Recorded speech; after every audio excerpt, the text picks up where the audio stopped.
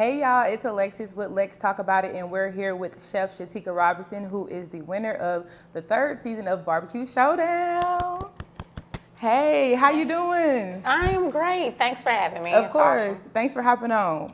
Absolutely. Well, first and foremost, congratulations on the big win, y'all. She won the 3rd season on Netflix, okay? Not only did you take home the title, you also won $50,000 and a smoker, like a barbecue smoker. Yeah. Talk to me about that overall experience for you. Overall experience has been amazing. Dream come true. You know how you watch reality shows and you think that you can be on this show. For me, it was dream come true. I can imagine. It was a fun show to watch too. Like you can really, I saw your personality come out. And I was like, oh, it just felt like I already knew you on the show. Yes, like you brought I so love much that. fun to it. Can you talk to me about that process? Like, how did you get on the show to begin with? So they actually reached out to me. They found me on Instagram. I actually thought it was a scam at first because, you know, they're like, hey, audition. And you like, I don't know. Yeah. But after I did some research of my own, I found that, you know, it was a reputable casting agent that was reaching out to me. Did the interview. And it just kept progressing. Yeah. And next thing you know, I'm on Barbecue Showdown. Man, competing against pit masters from across the country. It was a variety on the show. Absolutely. Very diverse crowd of people. We have Cowboy Kent that is from Oklahoma. You have the Egyptian cowboy Kareem from Texas. Sloan is also from Texas, but we have people from Chicago, Louisiana, Florida, like from all over. So it was pretty awesome. It seemed like it was a good time, and what I loved about the show, you were the only Black woman on the show, and I felt like that brought out, what was your reaction to that, knowing that you represented yourself and you took the title, just being literally who you are and representing you are and cooking the food that you love? You know, being a Black female in the food industry, being an executive chef, and even just a pit master, those aren't things that you see very much on TV. So for me, it was once I made it on the show and I seen that I was the only Black woman, I was very, you know, like I got to do this for my people, for the culture, and for, you know, African-American women,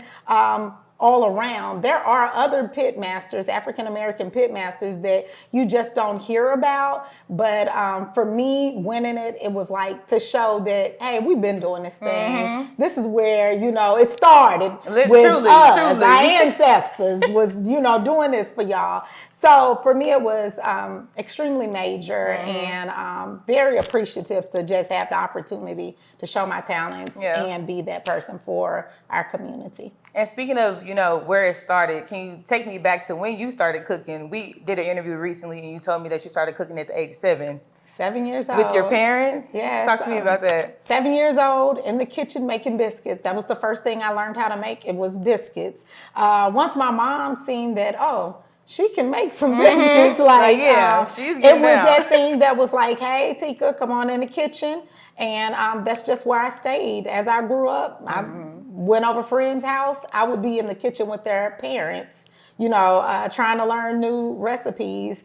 And then barbecue, that I see my dad outside and my uncles outside barbecuing for cookouts that we would have. Okay. And I just, you know, took it from there. I was going to ask, like, how did it transition to biscuits to barbecuing? Because when I see the barbecue grill, I'm like, oh, yeah, y'all got that. You know, I'll make the sides. Because I grew up cooking with my mom, too. But I'm like, I'm going to make the sides. Yeah. I'll do the drinks, the desserts.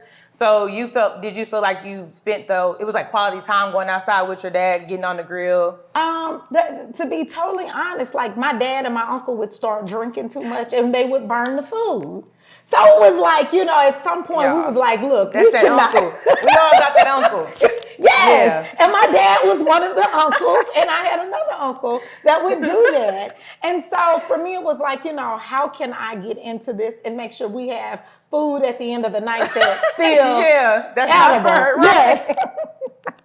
That's too funny. That made me think about the episode where you made, I think, some cabbage and put a beer can in it. Yeah. I said, she got that Beer from her can people. cabbage. She got that from her family. That was good. Okay, that's good to know. So on the show, everybody had their own challenges because they gave y'all different challenges on how to create the barbecue. Like we said, you had beer incorporated in it. What would you say was one of your biggest challenges on the show? Biggest challenge for me was in the trench. And that's when we could only be out and cooking on live fire. I just never really cooked on live fire like that. We wasn't a camping family that went, the whole meal was cooked on open fire like that. But so that to me was the most challenging because we couldn't use the stove, the oven, or the smokers. It was all outside in the trench. And on that episode, I still made pineapple upside down cake because I will challenge myself to do things. So for me, it was very challenging to do, but I got it done. Can you talk to me about the challenges that you faced on the show? How did you overcome them? Because I remember at one point, there was a point where you like prayed on the smoker, and I was like, look at her connecting with God, because I would have did the same thing. Like, talk to me about how you overcame those challenges. Oh, absolutely. When you're in a time challenge, everything does not go as planned.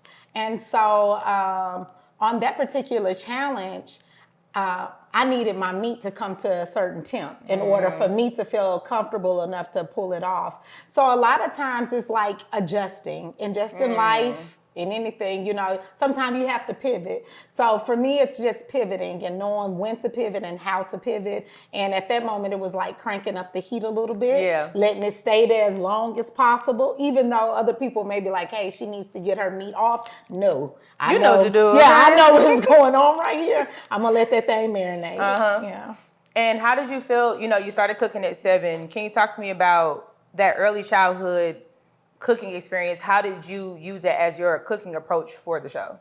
I think learning at a very early age, it all comes from the heart and from the soul. I'm not a person that's really big on writing down recipes. It's just what I feel. And I think that comes from me cooking at a very young age, because at 7, I don't really know how to read a recipe. All right. But I'm kind of putting things together and listening to my mom and watching her. So I like to say that I cook more from my heart than versus just a recipe.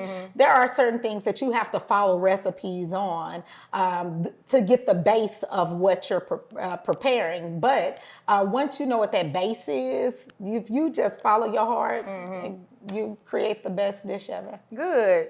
I'm glad you said that, though, because I was thinking about it at one point. You mentioned like grilling is your piece. Can you elaborate a little bit on how did you even get to that point in life with food and just that connection with grilling in general? Oh my God. Like I said, it all goes back to food and family and community, and all of that goes into like cooking to me. So I lost my mom when I was 24. So that was still my way of connecting with my mom as I cooked. That all the things that she's ever, showed me, that's actually how I connect with her. I lost my dad about 4 or 5 years ago, and that's still my way. Now it's grilling.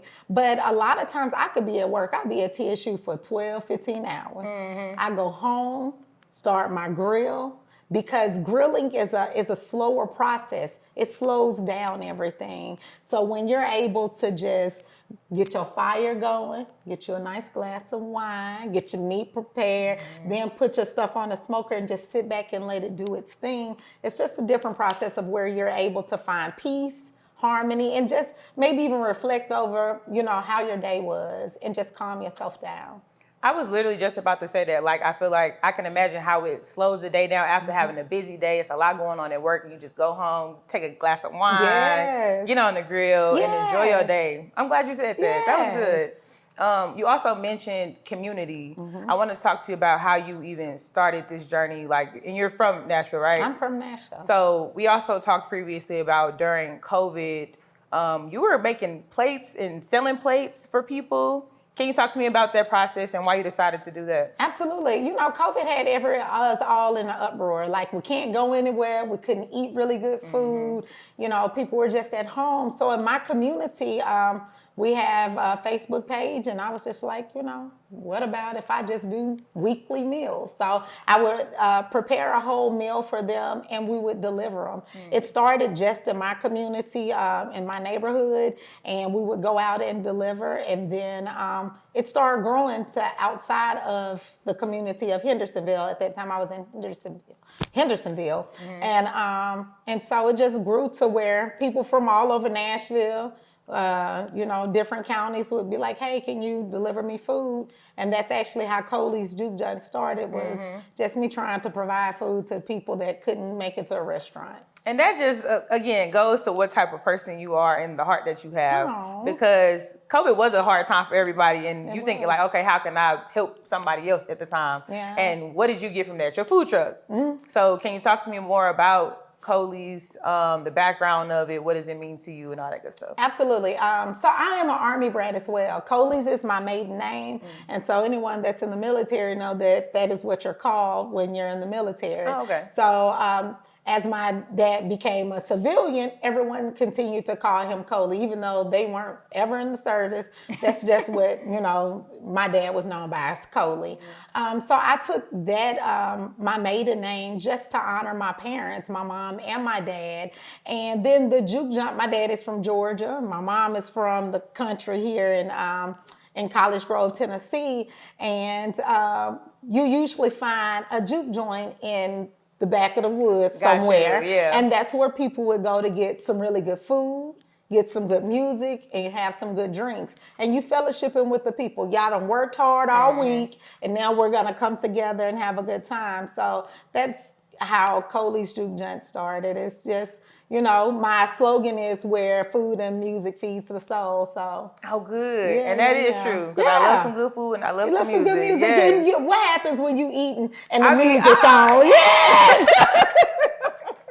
That's true, yeah. And then it's fitting because of we in Nashville. Yes. So I think that's good. Can you talk to me about what type of food do you offer? Where are you located? All that good stuff. Yeah. I am an elevated barbecue juke joint, is what I like to say. Oh, that's right.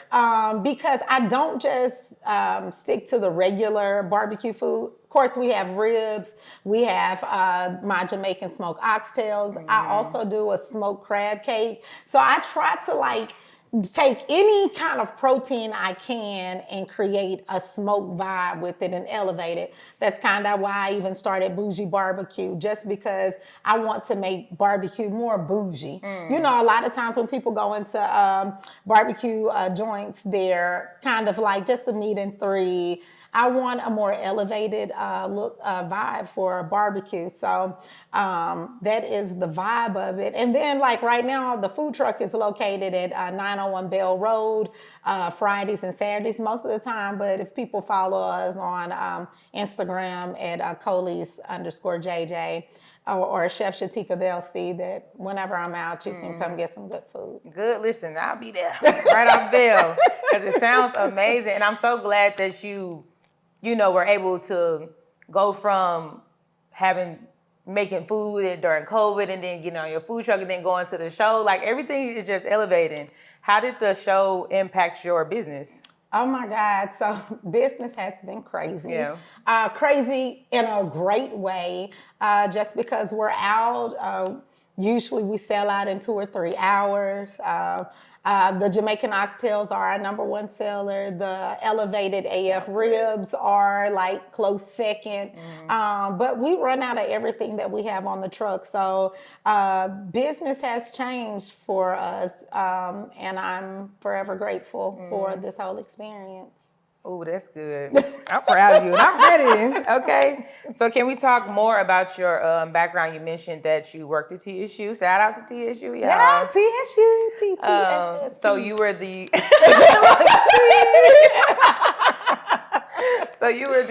executive chef at TSU. Can you talk to me about when you started there, that experience? Yeah, so became the chef at TSU in 2018. And that was me even getting back into understanding my passion for food, because I stepped away for a while. And so me coming back to the food industry was at Tennessee State University. being there and being around the students have always been like my pride and joy. I remember growing up watching A Different World and Mr. Gaines and the calf, that's what I really wanted our calf to be. And it took a while for us to get there, but I mean, now you go into the calf on Fried Chicken Wednesdays. We have 3 lines for Fried Chicken Wednesday. Yes. There's always kids in the calf, and I just wanted it to be their home away from home, a place where they can come and just chill, relax, have some really good food. If there's ever issues, they know that my door is always open to say, hey, chef, that wasn't it today. And for me, it's like, well, why wasn't it? And then let me try to make it better for the next time you visit. Listen, the kids gonna be honest. They won't lie. They won't lie to you. I feel like, woo, y'all a little harsh, okay? But that's all right. That's what makes us better. Yeah. If I do not hear those things that the students are saying about what wasn't right in the calf, it's not giving me a chance to make it better. So I'm not saying that we can make everyone happy every single day at the same time, but that was always my biggest thing that I've just tried to make happen, is just to make the students happy, whether it was my vegan kids, kids with allergies, whatever it was. I just wanted to make everybody feel like they could come into the calf and have really good food. And I'm glad you had that perspective, because sometimes people can't take constructive criticism and you'll be like, dang, you don't like my food? But it's like, okay, noted. Like, I'm glad you said that. Like, I'll be mindful of that next time. Absolutely. Good, noted. Yeah, I've made a lot of dishes just by students saying, well, why can't we have this? Well, why can't we have what? Right. So when I have it, and then I see you, I'm like, hey, did you come into the calf today and get some of the pot roast you asked for? What, you had pot roast? Yes, I had pot roast. Right. And you should have tried it. Yes. Okay, hold on. So you've been to culinary school before too, right? Can you talk to me about, why you decided to go, and how was that journey for you too? So it was just a point in my life where I was like, I've tried a lot of different careers, and I just wasn't happy with doing what I was doing. And I was like, you know what? Let's go actually learn the skills. I know how to cook, but let's go and learn the culinary arts profession. And so I started at Nashville State, and they have a culinary art program. I didn't finish, but I learned a lot of the basis of food. Okay. Good. And that is one of the most important things. It's just getting the basis down, because a lot of times when you go to culinary school, they're teaching you French cuisine. I didn't really want to know French cuisine. So I wasn't really that interested. Yeah. But I wanted to know the terminology, terms, just all of those things to help me grow in the profession. And then I just started, I went out and got under some awesome chefs that taught me a whole lot, hands-on experience that was able to elevate me to the point where I could become an executive chef. Got you. And speaking of, just being an executive chef, can you talk to me about some of your most memorable moments, I guess, behind the grill? Like anything that stuck out to you most, whether if it was on the show or just at home with your family, like anytime. And also, what were you cooking at that time? Like, what made that moment special for you? I think like there's so many special moments with food, whether it's like during the holidays when you're preparing something, like I make caramel cake from scratch, right? With the caramel sauce. And it's like that, watching my kids get excited about the caramel and scraping the bowl, those things. Or anytime you create something, and I think this is the biggest thing for me as a chef, it's whenever I create something, seeing the joy in in the people's eyes that I'm serving. That is the best experience for me, being a chef. It's like watching you enjoy. I'm like, so how was it? Amazing. And then they're like, more. can you have some? Yeah. Yes. That's when it's like, this is good stuff. Like I said, for me, it's always, I used to say it all the time, thank you for letting me feed your soul, because I really feel like that's what food does. It has a connection with people that it can remind them of a special place and time. If you get some really good food, and maybe your grandmama made something and then I fixed something, and you like, Girl, that made me think of my Yes. grandma. That is the experience that I want people to have when they eat my food. That's good. That's special too, because food really does connect you back to your family like Absolutely. that. I literally said all the time, like, yeah, this is something my grandma put her foot in this. This is what I'm feeling right now. Good. Yeah. Personally, what do you think set you apart? I mean, obviously you want a show on Netflix. You know what I'm saying? So, but what do you think from other chefs? Like, what makes you different?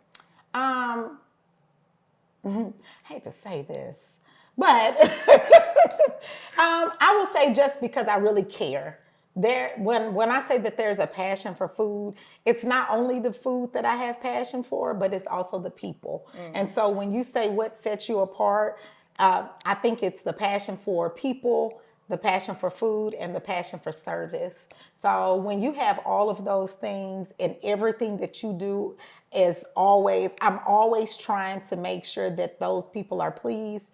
Some people just do it just because they like, and they think they food good, and they food don't really be really good. They sure do. But don't. But like when you're really doing it from the heart and you just want to please, the people that you're serving, I think that's what makes me different from people. I think that's what people seen on the show. It was just me being genuine, and I'm just a for real loving person. I love everybody. I get that because I feel like you can taste that in people's food. You can tell when people cooking just to try to make some money compared to when people cooking because they love the food. They love to make people smile, like you said. So I definitely can see that, and I understand what you're saying. I tell my daughter that don't fix me a plate if you're going to look angry when you're fixing my plate. Because I'm going to taste that. Yes. All that attitude. I fix it myself.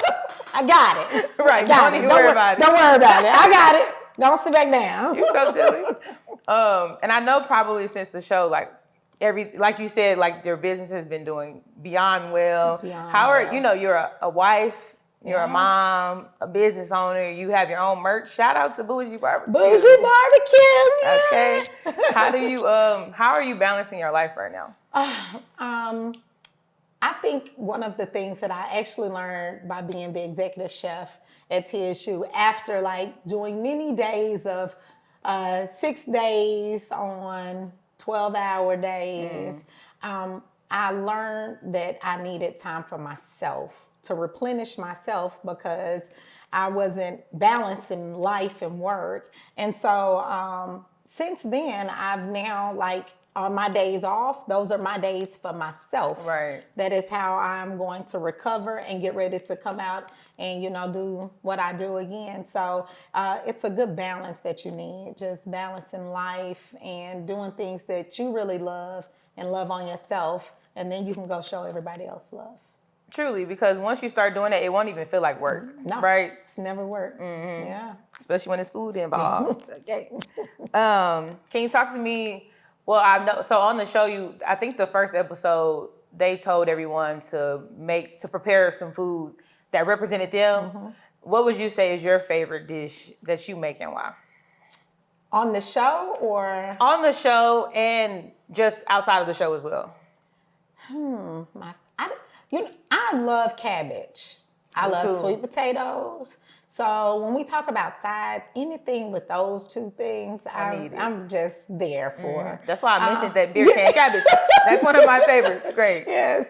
And but on the show, the first episode was about creating who you are. And like I said, I feel like I'm a bougie. Jamaican. I'm a bougie person. And I am from Jamaica in a different way. I'm not literally from there, but I feel like my soul and my ancestors passed through there at some point. Just the connection that I have with that place. But that's why I did the dino ribs, because that is a very expensive piece of meat. I did a creme brulee. Who does creme brulee on a barbecue show? Nobody. Did just because I wanted to show that barbecue can be more than just the original size that you see, the baked beans, potato salad. Of course, everybody has that. But to me, barbecue can mean so many other things as well. And I'm glad you brought that out to everybody. Yeah. Because I was like, oh, I ain't even know you can do that. See? What do you enjoy making with your family? Anything quick that you like or anything that's like a family go-to, like, oh, we make this on Sundays?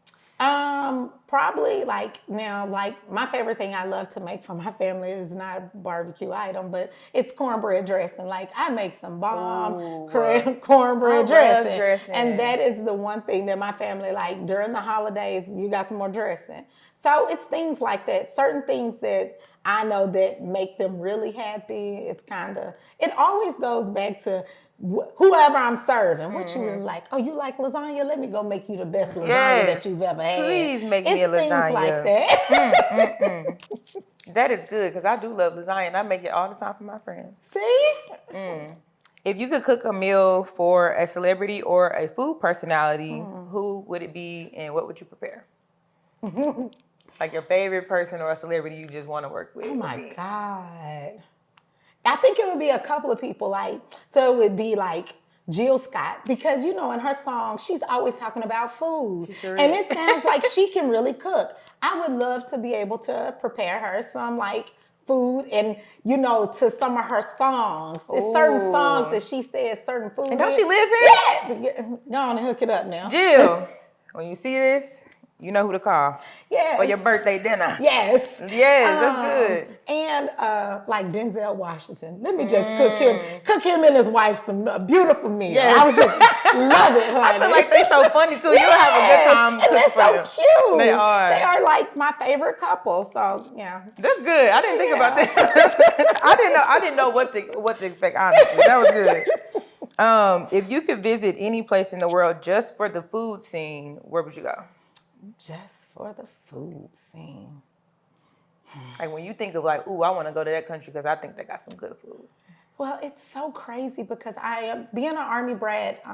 You're very diverse in a lot of things. So with so many countries I would go to just for different reasons. Like I love Asian food, all type of Asian food, and I make some good, you know, Chinese fried rice. You know, I can do it all. So it would be like somewhere in Asia. I would like to make like layovers, stopovers, Yes, in all just these to stop different and see places. what y'all doing. Yeah. You know, so of course I would want something from Asia, the Asian continent, Italy down here, and of course I would have to go to Africa because they have all the amazing seasonings and. You know, just to be able to be there and taste what home really feels like.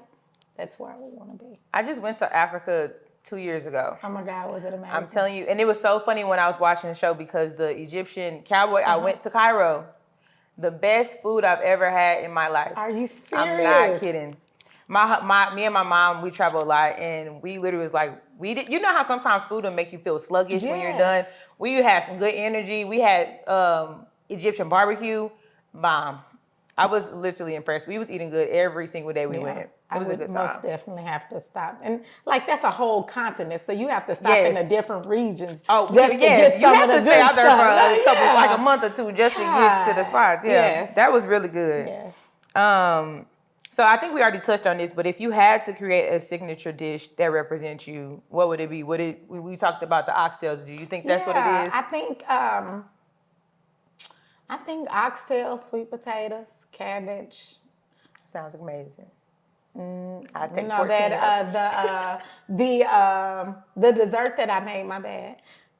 The dessert of the creme brulee. The caramel cake. Hold on. It was ice cream, banana pudding ice cream. Ooh. So being able to create that into an ice cream, I'm gonna have to make some. Please, I make some good. You can ask. I make some bomb banana pudding. You're gonna have to try this ice cream too. Then. When we ice meet, cream, you're gonna be like, what? Yes. When we meet, we gonna trade off. Yeah. Yes. Okay. That's great. See what you're talking about. Good. Okay. What should we be looking forward to from you, just as far as like involving the community or in general? What's next for you? With the community, I love kids, so you know I got tons of them. But all my kids are adults now, so I'm when my kids were younger, they did a lot through Boys and Girls Club. So, and another company called EEOG. So I would love to be able to give back to those people that gave to me when I was in need. So wanting to see if I can partner with them in doing some things for the students. I did have someone to reach out to me and even said it was some high school students that was in a culinary program that said, hey, we would love to see if we could get her here. Those are the types of things that I know for me, even when I was in high school, being in the culinary, I was in food management at that time, being able to have people come back and you can see that, hey, you know, this lady started where we were. Right. I can do what she's doing. So I think it's important for the youth to be able to see that and to help them to understand that if they keep dreaming big, it'll happen. Mm-hmm.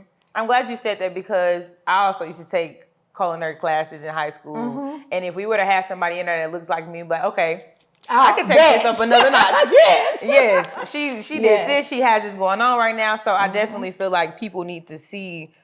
They need to see that environment. Absolutely. They need to see a reflection of themselves. Absolutely. That's Absolutely. good. I agree.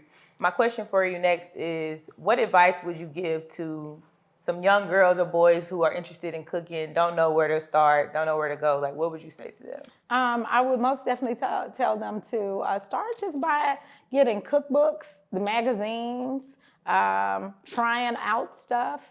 And then if they're older, go ahead and start getting into a restaurant if that's what you really want to do, to get your hands onto some of the you'll start at the bottom, of course, but that is the best place to start and work your way up to the different skill sets that you need to advance. But to just believe in yourself. If this is what you really want to do, just do it. Mm-hmm. Don't let anybody discourage you, because you will have a lot of people that try to discourage you from doing things because they don't understand the vision that God has for you or what He is sending through you. So just do what you do. Just, you know, if you believe, if this is your passion, go for it. And if you're gonna fail a couple of times, you're gonna have some hiccups, it's okay, because that lets you know you've learned some lessons, you get back up, and you keep pushing. That was perfect. I'm glad you said that because I was just thinking about the journey for you. Absolutely. And was the show your first time competing? Like a food competition? On TV, Mm-hmm. Yes. And it's like, you wouldn't have even known, truly. No. Like, I mean, everybody has some small hiccups, but it's like the fact that you went out there, you rocked it and won. And you use, I really believe that you should use whatever hiccups that you have in life, challenges that you have in life, use them to your advantage. Don't look at them as a disadvantage. They're an advantage. Anything else that you think I should have asked you that I didn't? No, I think you did a really good job. We had a good time now. Look, Yes. Next time we're going to eat some food on the show. Absolutely. Yes, we will be back. Absolutely. This is Lexx, and we just talked about it.